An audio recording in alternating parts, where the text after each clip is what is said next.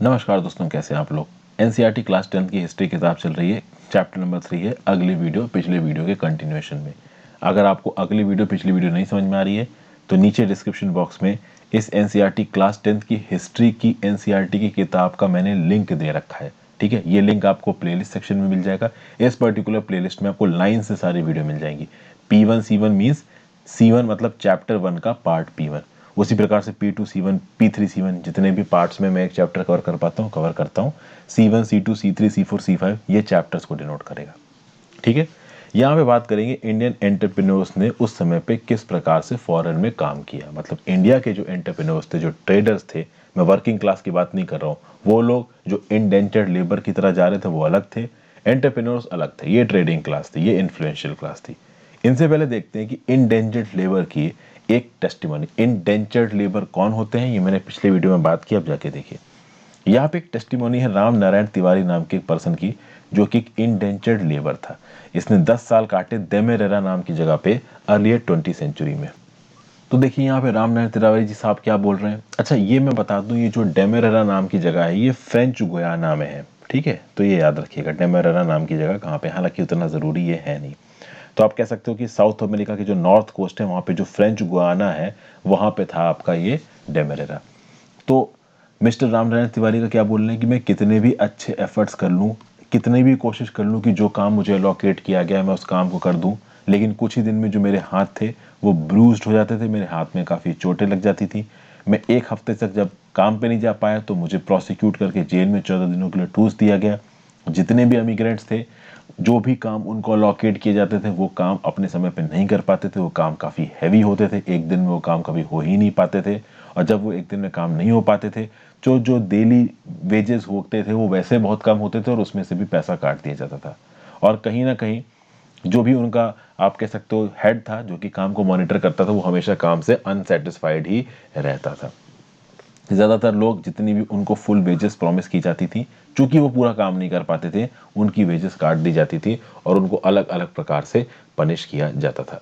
कुल मिला के जितना भी समय इन डेंजर में इन लोगों को काटना पड़ता था वो समय काफ़ी परेशानी का था। अब बात करते हैं इंडियन एंटरप्रेन्योर्स अब्रॉड की। अगर बात करो तो वर्ल्ड मार्केट के लिए फूड को ग्रो करना और दूसरी क्रॉप्स को ग्रो करना, इसके लिए कैपिटल की जरूरत थी। जो बड़े बड़े प्लांटेशंस थी वो कैपिटल को बैंक्स और मार्केट से बोरो कर सकती थी, लेकिन ये हम्बल पीजेंट कहाँ से बोरो करेंगे। यहाँ पे कुछ इंडियन एंटरप्रेन्योर्स उठ के सामने आएंगे। कुछ इंडियन बैंकर्स के यहाँ पे नाम बताए गए, जैसे कि एक है शिकारीपुरी श्रॉफ्स, एक है नाटुकोटई चेटियार्स। ये कुछ ऐसे ग्रुप्स ऑफ बैंकर्स और ट्रेडर्स थे जो कि इंडिया में बेस्ड थे और इन्होंने कहीं ना कहीं एक्सपोर्ट एग्रीकल्चर को फाइनेंस किया सेंट्रल और साउथ ईस्ट एशिया में। और कभी कभी जो ये बैंक्स थे ना वो इंडेंचर्ड लेबर्स को भी पैसा उधार पे दिया करते थे। हालांकि ऐसे चांसेस कम थे, ज्यादातर ये लोग प्रॉफिटेबल एक्टिविटीज में ही पैसा देते थे।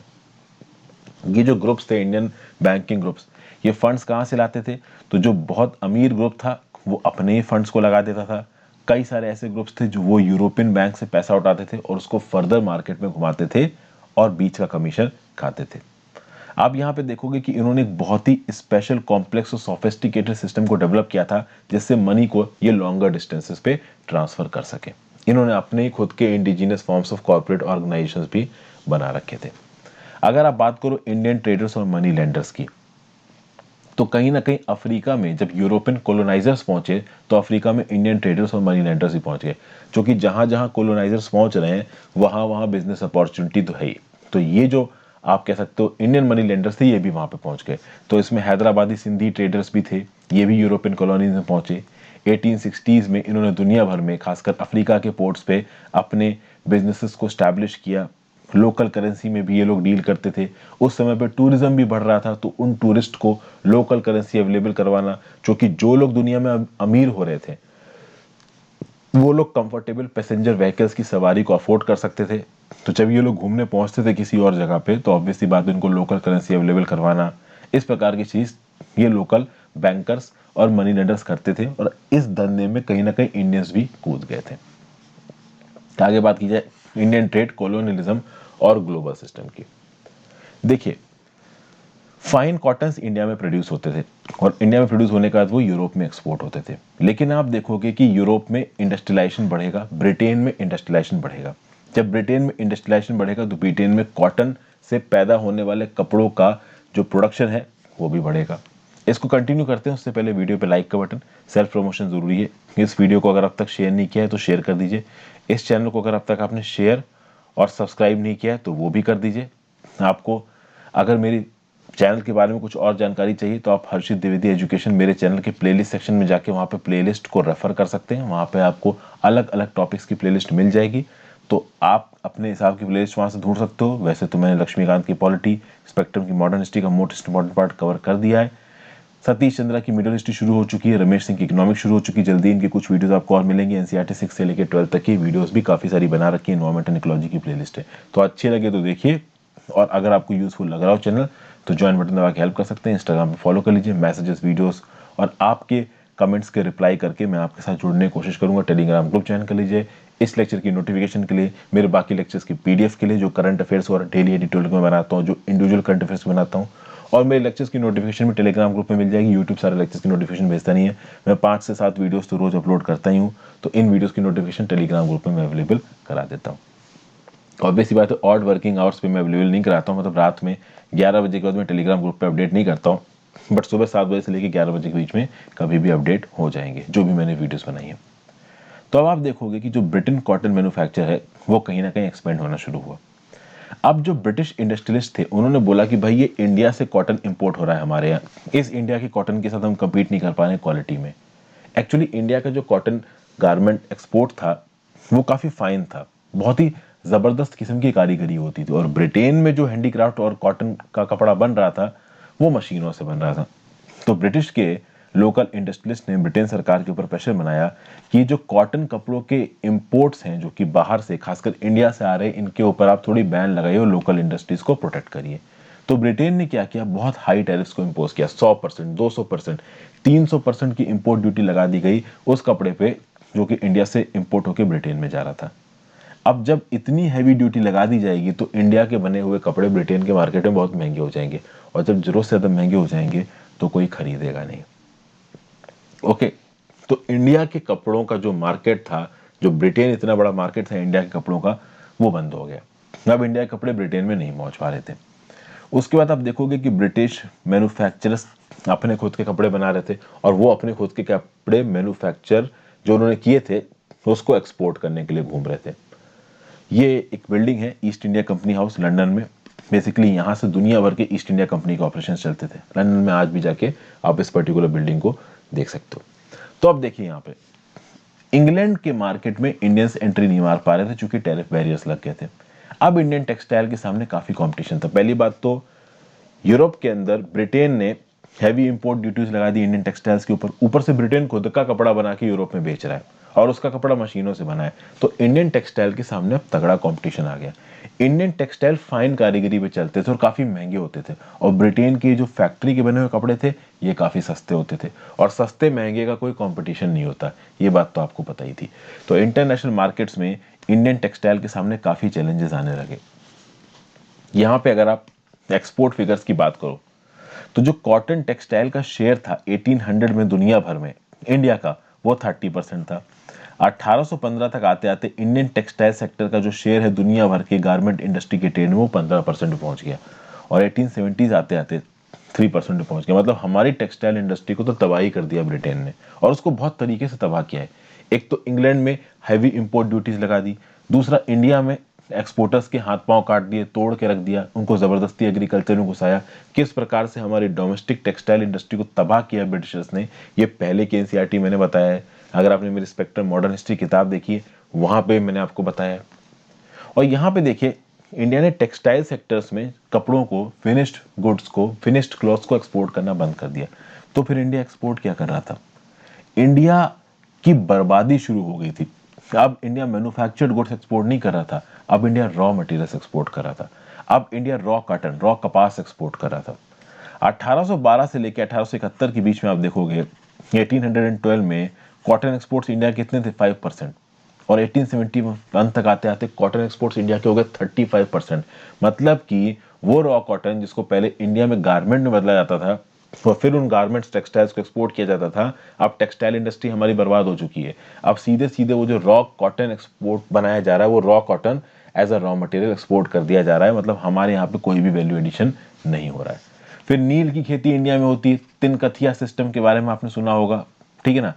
तो ये जो इंडिगो बनाया जाता था क्लॉथ को डॉन करने के लिए, डाई करने के लिए, नीले कलर का जो क्लॉथ बनाने के लिए जो इंडिगो नाम की डाई इंडिया में पैदा की जाती थी, ये बहुत हद तक एक्सपोर्ट बास्केट को फॉर्म करती थी इंडिया के अंदर। सूरत उस समय पे काफी, आप कह सकते हो, इंपॉर्टेंट सेंटर था फॉर ट्रेड। सूरत के बहाने ही बहुत सारा सामान इंपोर्ट और एक्सपोर्ट होता था इंडिया में। फिर आप देखोगे ओपीएम शिपमेंट्स जो कि चाइना में जाती थी इंडिया की तरफ से, वो 1820s में बहुत तेजी से बढ़ने लगी। 1820s में opium one of the biggest, आप कह सकते हो, एक्सपोर्ट प्रोडक्ट्स था इंडिया का। एक्चुअली में ब्रिटेन वाले क्या करते थे, ओपीएम प्लांटेशंस इन्होंने इंडिया में चला रखी थी, वो ओपीएम को इंडिया में पैदा करते थे और चाइना में बेचते थे। चाइना से वो फॉरेन एक्सचेंज अर्न करते थे और उस फॉरेन एक्सचेंज से वो चाइना से अपने काम के गुड्स को इंपोर्ट कर लेते थे इंडिया में या फिर यूके में। 19वीं सेंचुरी तक आते आते ब्रिटिश मैन्युफैक्चरर्स द्वारा बनाए गए जो गुड्स थे वो इंडिया पहुंचने लगे। आप देखिए, इंडिया से जो रॉ मटेरियल्स थे, जो फिनिश्ड फूड ग्रेन्स थे, वो ब्रिटेन जाने लगे और दुनिया में जाने लगे। मैंने आपको बताया भी है इसी चैप्टर में कि ब्रिटिशर्स के यहाँ पे एग्रीकल्चर काफी कमजोर पड़ गया था, तो ब्रिटेन वाले दूसरे कंट्रीज में एग्रीकल्चर के द्वारा पैदा किए हुए फूड क्रॉप्स को अपने यहाँ पे इंपोर्ट करते थे। तो इंडिया में भी जो फूड ग्रेन्स बनाए जाते थे, प्रोड्यूस होते थे, वो कहीं ना कहीं एक्सपोर्ट होकर ब्रिटेन में जाते थे। फिर जितने भी रॉ मटेरियल थे, जैसे कि कोयला हो गया, आयरन ओर हो गया, ये सब भी कहीं ना कहीं कॉटन के साथ एक्सपोर्ट किए जाते थे ब्रिटेन में। तो इंडिया एक्चुअली में रॉ मटेरियल्स का, प्राइमरी प्रोडक्ट्स का एक एक्सपोर्टर बन गया, लेकिन सेकेंडरी प्रोडक्ट्स यानी value added products India import करना शुरू कर दिया। एक्सपोर्ट करने की काबिलियत एक ऑर्गेनाइज तरीके से ब्रिटिशर्स ने तोड़ दी हमारी। तब होता यह है कि जब आप प्राइमरी प्रोड्यूस को एक्सपोर्ट करोगे और मैन्युफैक्चर्ड गुड्स को आप इंपोर्ट करोगे, तो आपके इंपोर्ट की वैल्यू हमेशा ज्यादा होगी। हुआ ये, ब्रिटिशर्स जितना सामान इंडिया में एक्सपोर्ट करते थे, मतलब ब्रिटिश का जितना भी सामान इंडिया के अंदर आता, तो उसकी वैल्यू बहुत ज्यादा थी उस सामान से जो कि इंडिया एक्सपोर्ट करता था ब्रिटिश को। क्योंकि इंडिया एक्सपोर्ट कर रहा था प्राइमरी सेक्टर की चीजें, कपास, प्राइमरी प्रोडक्ट्स को एक्सपोर्ट कर रहा था, लेकिन ब्रिटेन एक्सपोर्ट कर रहा था हमारे यहाँ फिनिश प्रोडक्ट्स को। फिनिश प्रोडक्ट्स की वैल्यू कहीं ना कहीं ज्यादा होती है, उसके चलते ब्रिटेन का ट्रेड सरप्लस इंडिया से हो गया ज्यादा। ट्रेड सरप्लस का मतलब क्या होगा, ये रहा ब्रिटेन, ये रहा इंडिया। ब्रिटेन से इंडिया में अगर सामान आ रहा है 100 रुपए का, तो इंडिया से ब्रिटेन में सामान जा रहा है 20 रुपए का, मतलब ब्रिटेन का सामान ज्यादा आ रहा है इंडिया में और ब्रिटेन इंडिया से कम सामान ले रहा है, मतलब 80 रुपए की ट्रेड सरप्लस में है Britain with respect to India, और इंडिया 80 रुपए के ट्रेड डेफिसिट में है विद रिस्पेक्ट टू ब्रिटेन।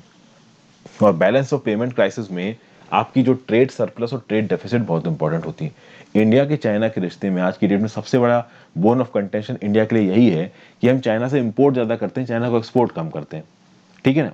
उसकी भी सेम वजह है कि चाइना की जो टेक्नोलॉजिकल कैपेबिलिटी है, जो एफिशिएंसी है, वो हमसे बहुत ज्यादा है। तो ब्रिटेन का यहाँ पे इंडिया के साथ ट्रेड सरप्लस था। अच्छा, ऐसा नहीं कि ब्रिटेन का दुनिया भर की कंट्रीज के साथ ट्रेड सरप्लस था, बहुत सारी ऐसी कंट्रीज थी जिनका ब्रिटेन के साथ ट्रेड डेफिसिट था। तो ब्रिटेन जिनके साथ ट्रेड डेफिसिट रखती थी, उस डेफिसिट को बैलेंस कर किससे कर लेती थी, इंडिया के ट्रेड सरप्लस के साथ। ट्रेड सरप्लस में होता यह है कि जो हमारे देश के एसेट्स है ना, वो निकल के बाहर चले जाते हैं। प्रॉब्लम ये है, ठीक है ना, हमारे देश का पैसा हमारे देश से निकल के बाहर चला जाता है और हम बाहर की चीजों के ऊपर डिपेंडेंट हो जाते हैं, और बाहर के लोग अपने स्किल्स के दम पे हमारे देश से पैसा कमा लेते हैं। This is the problem of trade surplus and trade deficit. समझ गया बात को। तो कहीं ना कहीं यहाँ पे क्या हो रहा था, एक मल्टीलैटरल सेटलमेंट सिस्टम काम कर रहा था, जिसमें one's countries deficit with another countries to be settled with surplus with third country. मतलब ब्रिटेन की जो डेफिसिट थी किसी थर्ड कंट्री के साथ, मान लीजिए अमेरिका के साथ, तो ब्रिटेन उस समय पे यूएस के साथ भी ट्रेड कर रहा था और यूएस के साथ ब्रिटेन की डेफिसिट थी, लेकिन ब्रिटेन का ट्रेड सरप्लस था इंडिया के साथ। तो ब्रिटेन से जो एक्स्ट्रा पैसा इंडिया से ब्रिटेन खींच रहा था, वो यूएस की ट्रेड डेफिसिट में इस्तेमाल कर लेता। उसके चलते 19वीं सेंचुरी की वर्ल्ड इकोनॉमी में ब्रिटेन अपने लॉसेस को इंडिया से भरपाई कर रहा था। और कहीं ना कहीं ब्रिटेन के ट्रेड सरप्लस में होम चार्जेस भी थे। अभी होम चार्जेस क्या है? होम चार्जेस मतलब कि वो पैसा जो कि कहीं ना कहीं इंडियन इकोनॉमी से निकल रहा है, बट वो पहुंच रहा है इंग्लैंड में। बताता हूं कैसे। आप ये देखोगे कि जो ब्रिटिश ऑफिशियल्स थे जो कि इंडिया में आके काम करते थे, वो थे तो ब्रिटेन के, ऐसा तो है नहीं कि वो मुगलों की तरह इंडिया में आए और मुगलों की तरह उन्होंने इंडिया को अपना देश बना लिया है। उनका देश तो हमेशा से ब्रिटेन था, वो इंडिया में बस एडमिनिस्ट्रेशन करने के लिए आए थे। तो इंडिया में इस ईस्ट इंडिया कंपनी के ऑफिशियल्स ने और बाकी जितने भी ऑफिशियल्स आए गवर्नमेंट के, उन्होंने जो भी पैसा कमाया वो अपनी फैमिली के पास अपने घर इंग्लैंड में भेजा। तो पैसा उन्होंने इंडिया की इकोनॉमी से कराया लेकिन देश के बाहर भेज दिया। उसी प्रकार से आप देखोगे जिन ब्रिटिश ऑफिशियल्स ने इंडिया में काम किया था तो उनको उनके काम के लिए पेंशन दी जाती थी उनके रिटायर होने के बाद। वो पेंशन कहाँ से आती थी? इंडिया के रेवेन्यू से आती थी। फिर interest payments on India external डेब्ट। देखिए, इंडिया की ईस्ट इंडिया कंपनी जब इंडिया में काम कर रही होती तो वो कई बार ब्रिटिश सरकार से लोन उठाती थी।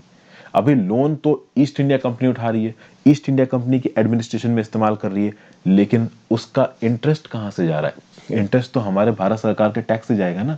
आज की डेट में भारत सरकार जो कर्जा उठाती है उसका इंटरेस्ट पेमेंट कहाँ से करती है? जो टैक्स से पैसा वसूलती है उससे ही करती है। तो ब्रिटेन की सरकार जो कि इंडिया के अंदर काम कर रही थी, वो जो भी पैसा इंटरनेशनल मार्केट से उठा रही थी उसके इंटरेस्ट पेमेंट इंडिया के रेवेन्यू से होते थे। तो ये सब होम चार्जेस थे। कहने का मतलब ये है कि भारत के लोग कहीं ना कहीं भारत का पैसा इस ब्रिटिश ईस्ट इंडिया कंपनी के थ्रू या ब्रिटिश सरकार के थ्रू देश के बाहर जा रहा था। ये एक मैप है 17th सेंचुरी इंडिया के जो ट्रेड कॉन्सेप्ट्स थे किस तरीके से बाहर से थे। आप देख सकते हो कि मस्कट के साथ, फिर आप यहाँ देख सकते हो रेड सी के एंट्रेंस पे, पर्शियन गल्फ के एंट्रेंस पे, स्ट्रेट ऑफ मलक्का के एंट्रेंस पे, हर जगह पे ये जो इंडियन सब कॉन्टिनेंट है वो कनेक्टेड है। फिर आगे चलते हैं इंटर वॉर इकोनॉमी पे। पहला फर्स्ट वर्ल्ड वॉर आया 1914 से लेकर 1918। कहाँ पे लड़ा गया? यूरोप में लड़ा गया। इसका जो इम्पैक्ट था वो दुनिया भर में महसूस किया गया। नो डाउट वर्ल्ड वॉर तो डेंजरस था ही, ये हम सबको पता है। अब खास बात दोस्तों ये थी कि इस वर्ल्ड वॉर के दौरान जो तबाही मची, उस तबाही को ओवरकम करने में, उस तबाही को न्यूट्रलाइज करने में 3 डेकेड्स लग गए, 30 साल लग गए। कहीं ना कहीं इस वॉर के चलते वाइड स्प्रेड इकोनॉमिक और पॉलिटिकल इंस्टेबिलिटी आई। और आप देखोगे कि 1914 से 1918 का वॉर इनफ नहीं था, उसके बाद की जो कंडीशंस बनी उसके चलते 1939 से लेकर 1945 में एक और वॉर होगा, second world war. First world war की बात की जाए तो उसमें जो दो साइड्स थी, एक तरफ थे एलाइज जिनमें थे ब्रिटेन, फ्रांस और रशिया, बाद में यूएसएस का मेंबर बन गया। दूसरे अपोजिट साइड पे थे सेंट्रल पावर्स जिसमें थी जर्मनी, ऑस्ट्रिया हंगरी और ओटोमन टर्की। यहाँ पे ओटोमन टर्की हार गया था, समझ गए, और कैलिफेट को अबॉलिश कर दिया था मुस्तफा केमल अतातुर्क, वो मैं आपको बता चुका हूँ। अब देखिए, जब अगस्त 1914 में ये फर्स्ट वर्ल्ड वॉर शुरू हुआ, दुनिया भर की सरकारों को लगा कि खत्म हो जाएगा। अगस्त 1914 में शुरू हुआ है तो 25 दिसंबर 1914 तक तो ये खत्म हो ही जाएगा, बट एक्चुअली में हुआ नहीं। ये वॉर 4 साल तक खुजा, 1914 से लेकर 1918, और दुनिया भर में तबाही मचाई इस वॉर ने। फर्स्ट वर्ल्ड वॉर एक ऐसा वॉर था जिसको आज तक कभी भी ऐसा वॉर नहीं लड़ा गया था। उसका रीजन ये था कि अब जो कंट्रीज वॉर लड़ रही थी वो लीडिंग इंडस्ट्रियल नेशंस थे, और इन लीडिंग इंडस्ट्रियल नेशंस ने अच्छी खासी मॉडर्न इंडस्ट्री की टेक्नोलॉजी और पावर को इकट्ठा कर रखा था, और इनके पास इतनी ताकत थी, इतनी फायर पावर थी कि ये अच्छा खासा डिस्ट्रक्शन कॉज कर सकते थे अपने एनिमीज के ऊपर। आप देखोगे कि जो वॉर था ये पहला मॉडर्न इंडस्ट्रियल वॉर था। इसमें machine guns, tanks, chemical weapons, aircraft, इन सब का मैसिव स्केल पे यूज किया गया। हजारों लाखों की तादाद में यहाँ पे लोग मरे, इनफैक्ट मैं बोलूंगा करोड़ों की तादाद में। ये सब जो मशीन गन्स थे, टैंक्स थे, केमिकल वेपन्स थे, एयरक्राफ्ट थे, ये हाईली टेक्नोलॉजिकल चीजें थी। फिर इस वॉर को लड़ने के लिए मिलियंस ऑफ सोल्जर्स को रिक्रूट किया गया दुनिया भर से। दुनिया भर से सोल्जर्स को रिक्रूट किया गया, थोड़ी बहुत ट्रेनिंग देके उनको लार्ज शिप्स और ट्रेन्स में चढ़ाया गया और भेज दिया गया मौत के कुएं में। जो scale of death and destruction था वो ह्यूज था। 9 मिलियन पीपल डेड, 90 लाख लोग मर गए, 20 मिलियन इंजर्ड, 2 करोड़ लोग इंजर्ड हो गए। आप देखिए, ये अनथिंकेबल अमाउंट ऑफ लॉस है। इस लेवल का लॉस तभी हो सकता है जब weapons of mass destruction highly technological competent हो, और फर्स्ट वर्ल्ड वॉर में भाई बहुत जबरदस्त प्रकार के इंडस्ट्रियल आर्म्स का प्रयोग हुआ था। फर्स्ट वर्ल्ड वॉर के दौरान एक म्यूनिशन फैक्ट्री के अंदर कुछ इस प्रकार की सीन नजर आ रहा है। यहाँ पे ये लोग काम कर रहे हैं और इन म्यूनिशंस को बना रहे हैं। कहीं ना कहीं वॉर प्रोडक्ट्स का जो मैन्युफैक्चरिंग थी वो तो बिल्कुल मैसिव मिशन मोड में चली है यहाँ पे। और जो लोग भी इस वॉर में मरे या फिर उनके हाथ पांव टूटे, ये वर्किंग एज के लोग थे। ये जो डेथ्स थी, ये जो इंजुरीज थी, इन्होंने एबल बॉडीड वर्क फोर्स को यूरोप में घटा दिया। अब फैमिली में कम मेंबर्स बचे थे, ज़्यादातर फैमिली के मेल मेंबर्स बच गए थे, मर गए थे।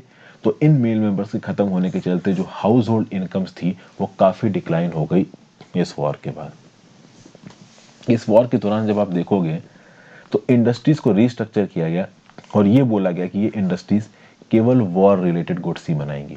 अब हर चीज़ वॉर के हिसाब से रीऑर्गेनाइज हो रही थी, क्योंकि मैन वॉर लड़ने के लिए बैटल फ्रंट पे जा रहे थे, तो कहीं ना कहीं वो काम जो पहले केवल मेन करते थे अब वुमेन से एक्सपेक्ट किया जाने लगा कि वुमेन्स उस काम को देखेंगी। फिर इस वॉर के चलते इकोनॉमी को भी काफ़ी नुकसान हुआ। कहीं ना कहीं वो जो बड़े बड़े लीडिंग इकोनॉमिक नेशंस थे जो कि पहले एक दूसरे के एफर्ट्स को कॉम्प्लीमेंट करते थे, अब वो आपस में एक दूसरे के साथ लड़ रहे थे। और जब वो आपस में एक दूसरे के साथ लड़ रहे थे तब ऑब्वियस ही बात है कि इकोनॉमिक इंटरकनेक्टेडनेस नहीं होगी, इसका नुकसान होगा। फिर कुछ कंट्रीज ने यहाँ पे हैवी डेप्ट उठाया। ब्रिटेन ने तो जबरदस्त तरीके से पैसा बोरो किया, यूएस बैंक से भी, यूएस पब्लिक से भी। और पहले यूएस जो कि एक इंटरनेशनल डेप्टर था, बाकी की कंट्री से लोन उठाता था, अब वो इंटरनेशनल क्रेडिटर बन गया। वॉर के एंड तक हुआ ये कि यूएस की सरकार और यूएस के सिटीजन्स बहुत ज्यादा एसेट्स को फॉरेन में ओन करते थे। आप देखिए फॉरेन गवर्नमेंट्स जितने एसेट्स यूएस के ओन करते थे उससे ज्यादा यूएस की सरकार और यूएस के सिटीजन्स फॉरेन कंट्रीज में एसेट्स ओन करते थे। मतलब यहाँ पे यूएस एक इकोनॉमिक सुपर पावर की तरह उभर के सामने आएगा। पोस्ट वॉर रिकवरी की बात कर लेते हैं। वॉर खत्म हुआ तो इकोनॉमिक रिकवरी इतनी आसान नहीं होती है। ब्रिटेन जो कि वर्ल्ड की लीडिंग इकोनॉमी थी, वॉर से पहले ब्रिटेन की इकोनॉमिक ताकत के सामने कोई खड़ा नहीं हो सकता था। अब ब्रिटेन की हालत काफ़ी ख़राब हो चुकी थी। ब्रिटेन बहुत ज़्यादा पैसा उठा चुकी थी यूएस से, काफ़ी ज़्यादा डेप्ट में ब्रिटेन आ चुकी थी। उसके साथ साथ ब्रिटेन जब वॉर में इन्वॉल्व था तो इंडिया और जापान में भी कुछ इंडस्ट्रीज लग गई थी, ठीक है ना। और जिस प्रकार का डोमिनेंस ब्रिटेन का इंडियन मार्केट में था वॉर के बाद, उस प्रकार का डोमिनेंस नहीं रह पाया। कहीं ना कहीं जापान के साथ भी इंटरनेशनली कॉम्पीट करना है, तो जिस समय पे ब्रिटेन अपनी एनर्जी को वेस्ट कर रहा था वॉर में, उस समय पे इंडिया और जापान लिमिटेड प्रकार से प्रोग्रेस कर रहे थे। फिर कहीं ना कहीं ब्रिटेन ने अपने वॉर एक्सपेंसेस को फाइनेंस करने के लिए कुछ जरूरत से ज़्यादा पैसा यूएस से उधार पे उठा लिया, तो एक्सटर्नल डेप्ट में भी बहुत आ गया था ब्रिटेन। फिर वॉर के दौरान एक इकोनॉमिक बूम आया था। मतलब वॉर के दौरान आपको ज़्यादा गन्स पैदा करनी है, ज़्यादा बॉम्ब्स बनाने हैं, ज़्यादा म्यूनिशंस पैदा करने हैं, तो उसके चलते चीज़ों की डिमांड बढ़ी, प्रोडक्शन बढ़ा, एम्प्लॉयमेंट बना। लेकिन जब वॉर बूम एंड हुआ एकदम से वॉर रिलेटेड चीज़ों की रिक्वायरमेंट बंद हो गई। अभी इन वॉर रिलेटेड फैक्ट्रीज में हज़ारों लाखों की तादाद में लोगों को नौकरियां मिली थी। जब ये वॉर रिलेटेड फैक्ट्रीज बंद हो गई तो कहीं ना कहीं production in war related products का कम हो गया, अनएम्प्लॉयमेंट बढ़ने लगा। समझ गए। धीरे धीरे आप देखोगे जॉब लॉसेस मार्केट में बढ़ने लगे। 1921 तक आते आते हर 5 ब्रिटिश वर्कर्स में से एक worker was out of work. मतलब ब्रिटेन में 20% अनएम्प्लॉयमेंट का लेवल यहाँ पे पहुंच गया। लोगों के अंदर एंग्जाइटी और अनसर्टेनिटी बढ़ने लगी। और यहाँ पे एग्रीकल्चरल इकोनॉमीज भी क्राइसिस में थी। पहले क्या था कि ईस्टर्न यूरोप में ठीक ठाक अमाउंट ऑफ एग्रीकल्चर प्रोडक्ट्स को पैदा किया जाता था। जब वॉर छिड़ गया यूरोप में तो ईस्टर्न यूरोप में एग्रीकल्चर नहीं हो रहा था, तो एग्रीकल्चर कनाडा में, अमेरिका में, ऑस्ट्रेलिया में हो रहा था। जब वॉर खत्म हुआ तो फिर से ईस्टर्न यूरोप ने एग्रीकल्चर की तरफ पे फोकस मारा। तो एकदम से हुआ ये कि यूरोप में वॉर बंद हो गया, एग्रीकल्चर शुरू हो गया। अब एग्रीकल्चर प्रोडक्शन इतनी ज्यादा हो गई, इतना ज्यादा पैदावार हो गई कि भाई सप्लाई बढ़ गई। अब सप्लाई बढ़ने के चक्कर में जब आपकी सप्लाई बढ़ गई है और डिमांड पहले जितनी है उससे थोड़ी कम है, चूंकि वॉर कम हो गया है तो डिमांड थोड़ी सी कम हो गई, उसके चलते दाम गिर गए एग्रीकल्चर प्रोडक्ट्स के। और जब एग्रीकल्चर प्रोडक्ट्स के दाम गिर गए तो फार्मर्स लॉस में आने लगे, फार्मर और डेप्ट में चले गए। तो वॉर में एकदम से जो इन्वेस्टमेंट हुआ था ना वॉर के प्रोडक्ट्स के लिए, एग्रीकल्चर के रिस्पेक्ट में, वो एकदम से जो बूम आया था वो बॉम्ब नीचे की तरफ चला गया। हालांकि वॉर का बूम आप लगातार तो उसको एक्सपेंड नहीं कर सकते। वॉर जब तक चल रहा था तब तक वॉर से रिलेटेड चीज़ों को प्रोड्यूस किया जा रहा था। जब वॉर खत्म हो गया तो वॉर से रिलेटेड चीज़ें भी प्रोड्यूस करनी के लिए खत्म कर दी गई। अनएम्प्लॉयमेंट बढ़ना ही था। प्लस वो इलाके जहाँ पे पहले वॉर हो रहा था वहाँ एग्रीकल्चर नहीं होता था, अब जब वॉर बंद हो गया वहाँ एग्रीकल्चर होने लगा। जब वहाँ एग्रीकल्चर होने लगा तो जरूरत से ज़्यादा पैदावार हो गई, जरूरत से ज़्यादा फूड ग्रेन्स मार्केट में पहुँच गई, तो दाम तो गिरने ही थे। दाम गिरेंगे तो नुकसान किसको होगा? जो उस फूड को पैदा कर रहा है, मतलब फार्मर्स को। फिर बात करते हैं rise of mass production and consumption. US की जो रिकवरी थी ना वॉर के बाद वो क्विक थी। कहीं ना कहीं यूएस इकोनॉमी वॉर के जस्ट खत्म होने के बाद 1918 के बाद थोड़ी सी झटके में आई, लेकिन फिर वो कहीं ना कहीं रिज्यूम कर गई उसकी ग्रोथ। यूएस की इकोनॉमी का एक मेन फीचर था मास प्रोडक्शन। यूएस में बहुत स्पीड में, बहुत टेक्नोलॉजिकली एफिशिएंट तरीके से मास प्रोडक्शन को प्रमोट किया गया। यहाँ पे एग्जांपल दिया गया हेनरी फोर्ड का। आज की डेट में जो फोर्ड मोटर कंपनी है, फोर्ड की जो इतनी सारी कारें दिखती हैं, इस कंपनी की स्थापना हेनरी फोर्ड ने की थी। अभी हेनरी फोर्ड ने यहाँ पे इंडस्ट्रियल प्रोडक्शन का एक बहुत नॉवल तरीके की यहाँ पे इन्होंने इजाद करी। हेनरी फोर्ड ने क्या देखा? हेनरी फोर्ड ने देखा कि शिकागो के स्लॉटर हाउस में क्या होता है कि भाई एक कन्वेयर बेल्ट बना रखी है, उस कन्वेयर बेल्ट पे जो मीट है वो आ रहा है और उस मीट को काटते जाना है। मतलब जिस स्पीड से मीट आते जाएगा, वहां पे जो आदमी खड़ा है उसको वो उसी स्पीड से उसको काटता जाएगा। मतलब कि एक प्रकार की असेंबली लाइन है, उस असेंबली लाइन में कन्वेयर की स्पीड के हिसाब से जो आदमी वहां पे खड़ा है उसको अपनी स्पीड यहाँ पे मेंटेन करनी है। यहाँ पे हेनरी फोर्ड को एक आइडिया है। हेनरी फोर्ड ने अपना जो नया कार प्लांट लगाया डेट्रॉइट में, उसमें उन्होंने असेंबली लाइन मेथड को इवॉल्व किया। असेंबली लाइन मेथड में क्या हुआ कि उन्होंने कन्वेयर बेल्ट लगाई और मान लीजिए कि कार के किसी पार्ट में कोई पार्ट को फिक्स करना है, तो कन्वेयर बेल्ट में वो पर्टिकुलर पार्ट चल के आपकी तरफ आ रहा होगा, एक वर्कर खड़ा होगा और उस वर्कर के पास बहुत लिमिटेड अमाउंट ऑफ टाइम होगा उस पर्टिकुलर पार्ट को वहां पे सेट करने के लिए। मतलब जो असेंबली लाइन यहाँ पे बनाई गई, उस असेंबली लाइन में वर्कर्स को अपने टास्क को टाइम के अंदर कंप्लीट करना है, वो बिल्कुल रुकने का इंतजार नहीं कर सकते। कहने का मतलब ये है कि असेंबली लाइन की जो कन्वेयर बेल्ट है वो चलती रहेगी और उस कन्वेयर बेल्ट की स्पीड के हिसाब से यहाँ पे वर्कर को काम करना पड़ेगा। मतलब वर्कर को अपने आउटपुट को वहां पे मेंटेन करना। वर्कर अपने काम को बीच में नहीं रोक सकता, वर्कर कोई ब्रेक नहीं ले सकता, वर्कर अपने मेट के साथ बातचीत नहीं कर सकता। तो अगर कोई टायर आ रहा है और उस टायर पे कोई बोल्ट कसना है, 2 बोल्ट मान लो उसको कसने हैं और टाइम है लगभग आधे मिनट का, तो उस आधे मिनट पे उसको वो 2 बोल्ट कसने ही कसने हैं और जैसे ये टायर जाएगा दूसरा टायर आ जाएगा तो फिर से उसको बोल्ट कसने हैं। मतलब उस वर्कर को लगातार काम करना पड़ेगा यहाँ पे, वो बिल्कुल भी यहाँ पे रुक नहीं सकता। कन्वेयर बेल्ट की स्पीड के हिसाब से वर्कर को यहाँ पे काम करना पड़ेगा। अब वर्कर्स यहाँ पे फ्रस्ट्रेट होने लगे। पहले वर्कर्स जो बीच में थोड़ा बहुत चाय पी लेते थे, अपने दोस्तों के साथ बतिया लेते थे, इधर उधर की चुगलियां कर लेते थे, वो सब बंद हो गया। हेनरी फोर्ड ने बोला कि भाई देखिए, कार हमको बहुत तेजी से बनानी है और कार तेजी से बनाने के लिए जो भी वर्कर्स हमारे यहाँ पे काम कर रहे हैं उनको हम गैप नहीं दे सकते। जब इस प्रकार का आप कह सकते हो कि काम करने का तरीका हेनरी फोर्ड ने यहाँ पे इंट्रोड्यूस किया, जो वर्कर्स थे वो फ्रस्ट्रेट हो गए। वर्कर्स ने बोला कि भाई ऐसे तो हम बर्बाद हो जाएंगे, इतना ज्यादा स्ट्रेस हो जाएगा काम का, हमारी तो हालत खराब हो जाएगी। पेस ऑफ वर्क मतलब कि काम के बीच में 1 सेकंड का भी गैप नहीं मिल रहा है उस वर्कर को, वो लगातार काम करता ही चला जा रहा है। तो बहुत सारे वर्कर्स यहाँ पे फैक्ट्री छोड़ के भागने लगे। हेनरी फोर्ड थोड़ा टेंशन में है। हेनरी फोर्ड ने क्या किया? हेनरी फोर्ड ने जनवरी 2014 में जो डेली काम करने की वेज थी उसको दोगुना करके $5 कर दिया और हेनरी फोर्ड ने अपनी कंपनीज में ट्रेड यूनियंस को बैन कर दिया। हेनरी फोर्ड ने बोला दुगने पैसे दूंगा। अब देखिए, उस समय पे दुगने पैसे कमाना बहुत बड़ी बात होती थी। उस समय पे डेली के $5 कमाना, ये 1914 की बात हो रही है। $5 की अगर आप बात करो तो आज की डेट में $5 कितने हो जाते हैं? लगभग 375 रुपये हो जाते हैं। आज की डेट में भी इंडिया में ऐसे बहुत से लोग हैं जो दिन के 375 रुपये नहीं कमा पाते हैं और ये 1914 की बात हो रही है यूएसए में। तो $5 की इनकम उस समय पे दिन में अच्छी खासी इनकम हुआ करती थी। इतने पैसे के लिए लोग उस समय की सिविल सोसाइटी में एनार्की मार काट पे उतर आते थे।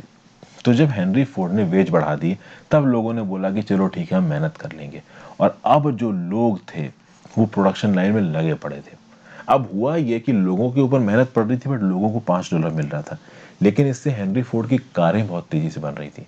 तो चूंकि यहाँ पे कार बहुत तेजी से बन रही थी तो हेनरी फोर्ड बहुत तेजी से कार को मार्केट में उतार पा रहे थे और ज्यादा कार बेचने के चलते वो कार के दाम को भी घटा पा रहे थे।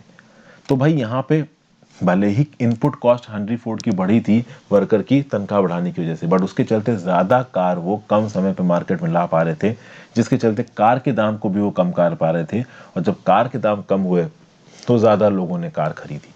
उस समय पे आप देखोगे कि कहीं ना कहीं लोगों की वेज लेवल भी बढ़ रहे थे, लोगों की इच्छाएं भी बढ़ रही थी। कार खरीदने की इच्छाएं फोर्ड की बहुत हद तक पूरी की।